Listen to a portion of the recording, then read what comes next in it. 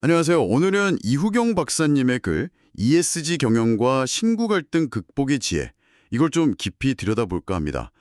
조직 안에서 신구 갈등, 그러니까 기존 세력이랑 새로운 세력 간의 그런 힘겨루기 있잖아요. 사실 이거 어느 조직에나 있는 문제죠. 어쩌면 당신도 지금 비슷한 상황에 있거나 주변에서 보고 계실지도 모르겠네요. 네, 맞아요. 이게 사실 굉장히 보편적인 문제인데 오늘 이 글에서는 특히 이 갈등이 요즘 정말 중요해진 ESG 경영 있잖아요. 그걸 추진하는데 좀 예상치 못한 걸림돌이 될 수 있다. 이렇게 보고 있어요. 맞아요. 근데 그 해법을 찾는 방식이 아주 독특해요. 그러니까 600년 전 조선 건국 때 인물들 이야기에서 실마리를 찾는다는 거잖아요.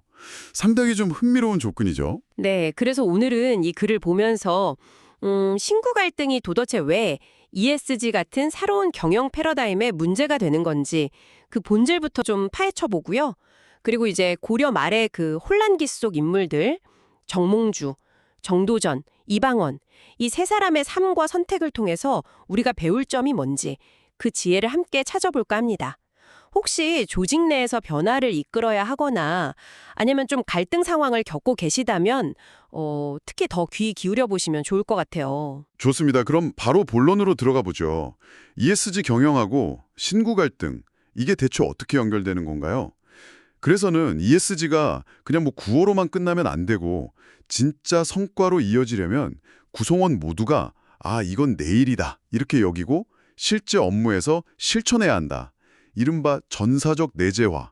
이게 꼭 필요하다고 강조하거든요. 네, 바로 그 지점입니다. ESG라는 게 환경 E, 사회 S, 지배구조 G, 이 전반에 걸친 변화를 요구하는 거잖아요. 이게 특정 부서 혼자서는 절대 안 되고 조직 전체가 정말 유기적으로 움직여야 하는 거거든요. 예를 들면 공급망 전체 탄소 배출 줄이려면 생산, 구매, 물류 부서가 다 같이 긴밀하게 협력해야 하잖아요. 그렇죠. 혼자서는 할 수가 없죠. 근데 만약에 신구 갈등이 심하다면 이게 어떻게 되겠어요? 조직이 딱 우리 편, 상대편 이렇게 나뉘어 버리는 거죠. 서로 막 헐뜯고 방해하고 그러느라 에너지를 다 써버리는 거예요. 그래서도 특히 그 경영권 승계 과정 같은 때 이런 갈등이 확 드러난다고 지적하더라고요. 창업주 따르던 분들 노장파라고 하고 또 새로운 리더 중심으로 뭉친 소장파 이 둘이 대립하면서 분위기가 정말 어색해지는 거죠. 꼭 한 지붕 두 가족처럼요. 맞아요. 전문 경영인이 와도 기존 세력하고 보이지 않는 신경전 같은 거 그런 건 여전하고요. 그런 상황에서는 말씀하신 그 전사적 내재화가 뿌리내리기 어렵겠네요. 새로운 ESG 정책이나 목표가 나와도 각자 저건 저쪽에서 하는 일이지 이러면서 소극적이거나 심지어는 상대방 실패하길 바라면서 비협조적으로 나올 수도 있겠고요. 네, 정확합니다.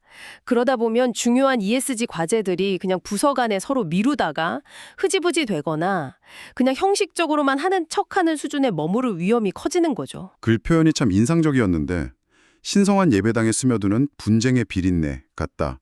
이런 표현도 있었어요.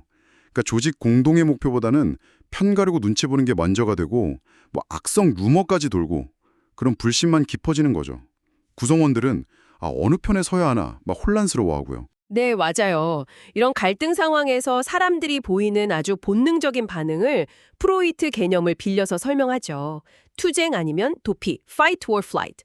상대를 그냥 적으로 보고 어떻게든 이기려고만 하거나 아예 갈등 자체를 외면해버리는 거죠. 근데 이런 이기적인 싸움은 결국 승패, 패승하다가 결국엔 양쪽 다 상처만 남는 패패로 끝나는 경우가 많아요. 조직 전체에 힘만 빠지는 거죠. 근데 글에서는 또 다른 관점도 제시해요. 그 역사학자 토인비가 말한 도전과 응전. 여기서 살려고 하면 죽고 죽으려고 하면 산다는 역설적인 말이 나오는데 이건 무슨 뜻일까요? 좀 어렵네요. 이게 뭐냐면요. 당장 내 이익이나 우리 편의 승리만 쫓는 게 아니라 조직 전체의 생존과 발전이라는 더 큰 목표, 그러니까 공동의 선을 위해서요. 기꺼이 나를 좀 내려놓고 헌신할 때 오히려 다 같이 사는 승승의 길이 열릴 수 있다는 그런 통찰인 거죠.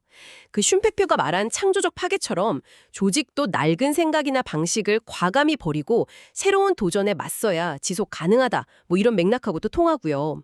신고 갈등 자체를 그냥 파괴적인 위협으로만 볼 게 아니라 어쩌면 조직이 한 단계 더 나아가기 위한 성장의 동력으로 삼을 수도 있다. 이런 관점인 겁니다. 자, 이제 이 글에서 제가 가장 흥미롭게 읽었던 부분으로 넘어가 볼게요. 이런 신구 갈등을 푸는 지혜를 얻으려고 그 KBS 드라마 정도전으로 유명한 고려 말 조선 초 역사를 가져오잖아요. 새 시대를 열려는 세력과 기존 질서를 지키려는 세력, 그리고 그 사이의 권력자. 이들의 갈등이 오늘날 조직 문제랑 어떻게 연결될 수 있을지 참 궁금합니다. 네, 핵심 인물은 딱 3명이죠. 정몽주, 정도전, 그리고 이방원. 먼저 정몽주를 보면 그는 이제 기울어가는 고려 왕조에 대한 충성, 그걸 끝까지 지키려고 했죠. 그 유명한 이야기 있잖아요. 이방원이 하여가로 이런들 어떠하며 저런들 어떠하리 이렇게 회유했을 때 정몽주는 단심가로 답하죠. 이 몸이 죽고 죽어 100번 고쳐 죽어도 인향한 일편단심이야 가실 줄이 쓰랴. 그러면서 결국 죽음을 택했고요. 그의 선택은 이제 기존의 가치나 원칙에 대한 아주 확고한 신념을 보여주는 거죠. 아, 그러네요. 만약에 오늘날 어떤 ESG 담당자가 정몽주처럼 기존 사업 방식과는 좀 다른 아주 강력한 친환경 정책을 끝까지 밀어붙인다면 조직 내에서는 뭐 영웅이 될 수도 있겠지만 잘못하면 좀 고립되거나 현실의 벽에 부딪힐 수도 있겠군요. 충절은 정말 대단하지만 그 방식이 항상 최선일까? 이건 좀 생각해 볼 문제네요. 네, 아주 정확한 지적이세요. 다음은 이제 조선 건국의 설계자 정도전이죠.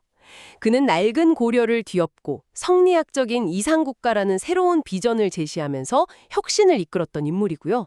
글에 따르면 그가 죽기 전에 나는 정말로 최선을 다했다. 이런 말을 남겼다고 해요. 이건 변화를 이끄는 리더의 어떤 강한 신념, 그리고 동시에 그 과정에서의 외로움, 또 비극적인 결말까지도 보여주는 말이죠. 그의 최선이 개인의 이상 실현에는 실패했을지 몰라도 조선이라는 새 시대의 기초를 다졌다는 점에서는 큰 의미가 있고요. 그리고 마지막 인물, 이방원. 결국 정몽주도 정도전도 다 제거하고 왕위에 오르잖아요. 그의 하여가 이런들 어떠하리 저런들 어떠하리 이 구절처럼 이상보다는 좀 현실적인 힘의 논리, 또 상황에 맞는 유연함 이런 걸 더 중시하는 태도를 보여주죠. 때로는 좀 냉혹해 보이더라도 목표 달성을 위해서는 수단 방법을 가리지 않는 그런 실용주의적인 면모가 강하고요. 그렇습니다. 이 세 사람은 신구 갈등 상황에서 우리가 취할 수 있는 아주 다른 모습들을 극명하게 보여주는 거예요. 기존 가치를 지킬 것인가, 정몽주처럼, 아니면 새로운 비전을 향해 나아갈 것인가, 정도전처럼, 혹은 현실적인 힘과 타협 속에서 길을 찾을 것인가, 이방원처럼. 이 글은 이들의 삶에서 우리가 배울 수 있는 3가지 지혜를 뽑아내는데 이게 바로 ESG 경영을 둘러싼 신구 갈등을 푸는 어떤 실마리가 될 수 있다는 거죠. 자, 그럼 그 3가지 지혜 하나씩 좀 살펴볼까요? 첫 번째 지혜는 충성이라고 했어요. 근데 이게 정몽주의 충절과는 좀 다르다고요? 그 대상을 다시 정의해야 한다 이런 얘기죠. 네, 맞습니다. 여기서 말하는 충성은 특정 개인, 오너나 CEO, 아니면 특정 파벌에 대한 그런 맹목적인 충성이 아니에요. 그래서는 이순신 장군의 말을 인용하죠. 충은 임금이 아니라 백성을 향해야 한다. 이처럼 충성의 대상이 바로 조직 구성원 모두의 이익과 행복, 다시 말해 공동선이어야 한다고 강조합니다. 그 하버드대 마이크 샌델 교수가 정의란 무엇인가에서 공동선 추구의 중요성을 말한 것과 같은 맥락인 거죠. 아, 회사가 단순히 누구 한 사람의 것이 아니라 거기에 시간과 열정, 기회비용까지 투자한 모든 구성원들의 공동차다 이런 관점이군요.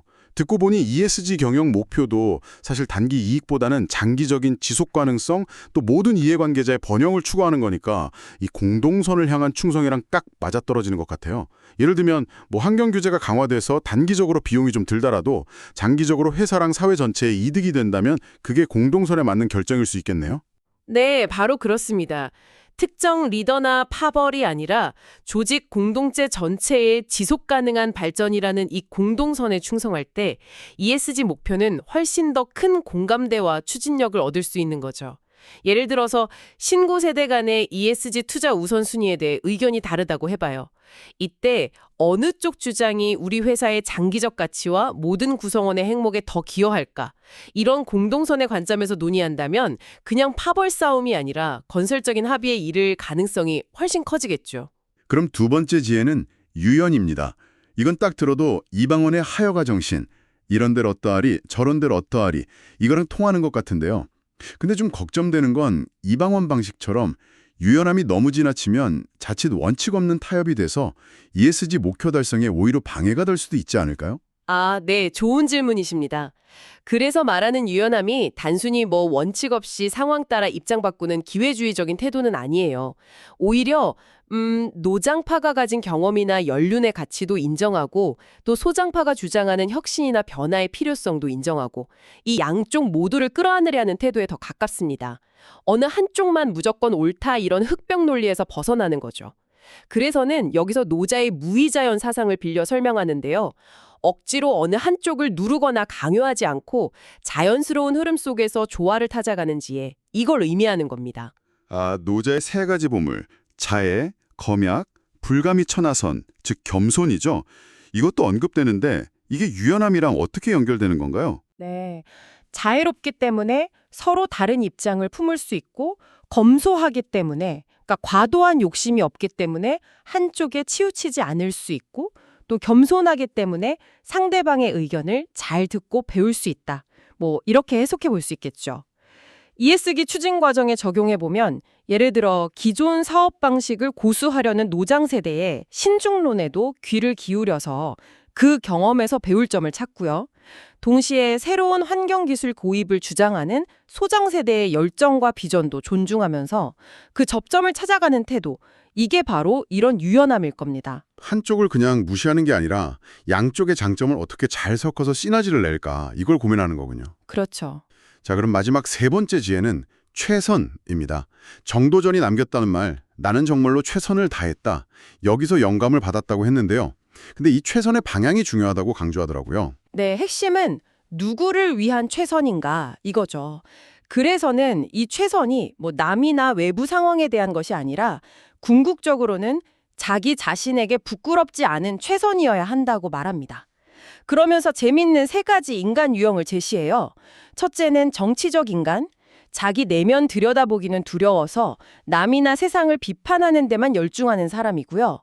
둘째는 도덕적 인간, 자기 부족함을 아니까 섣불리 세상을 비판하려 들지 않는 사람.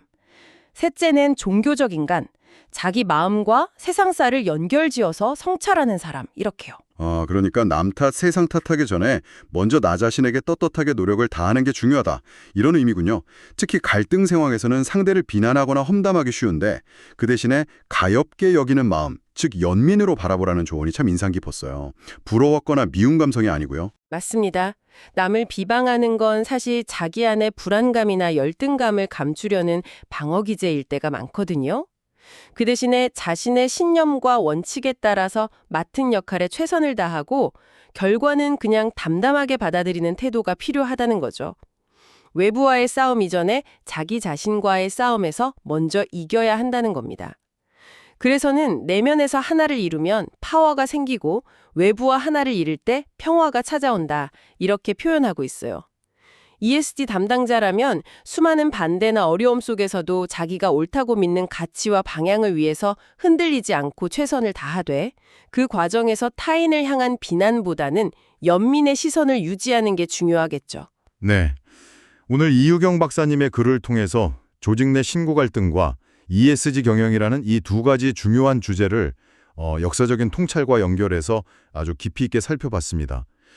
조직의 지속 가능한 성장을 위해서 ESG가 정말 필수적인 시대인데 그 성공의 열쇠 중 하나가 바로 이 오래된 갈등, 신구 갈등을 지혜롭게 관리하는 데 있다는 점을 다시 한번 확인하게 되네요. 네, 그렇죠. 정몽주의 충절을 공동선을 향한 헌신으로 다시 보고 이방원의 현실 감각에서는 포용적인 유연함을 배우고 또 정도전의 삶에서는 자신에게 부끄럽지 않은 최선을 다하는 자세를 되새겨봤습니다. 결국 갈등 해결의 실마리는 외부 환경이나 상대방을 바꾸려는 노력뿐 아니라 우리 각자 내면을 돌아보고 태도를 바꾸는 데 있을지도 모르겠다는 생각이 듭니다. 오늘 나눈 이 세 가지 지혜, 공동선을 향한 충성, 포용적 유연함, 그리고 자신을 위한 최선, 이 세 가지가 지금 당신이 마주하고 있는 조직 내 갈등이나 혹은 ESG 추진 과정의 어려움 속에서 어떤 길을 보여줄 수 있을지 한번 천천히 곱씹어 보시면 좋겠습니다. 네. 그리고 마지막으로 이런 질문을 한번 던져보면서 마무리하고 싶어요. 정몽주, 이방원, 정도전이 보여준 이 세 가지 길 외에 혹시 네 번째 길은 없을까요? 어쩌면 그건 갈등 자체를 그냥 문제나 장애물로만 보는 게 아니라 오히려 개인과 조직이 함께 성장하고 성숙할 수 있는 기회로 만드는 길일지도 모릅니다. 당신에게 지금 겪고 있는 갈등은 어떤 의미인가요? 그리고 그 속에서 당신은 어떤 사람으로, 또 당신의 조직은 어떤 모습으로 나아가길 원하시나요? 이 질문에 대한 답을 찾아가는 여정이 되시기를 바라겠습니다.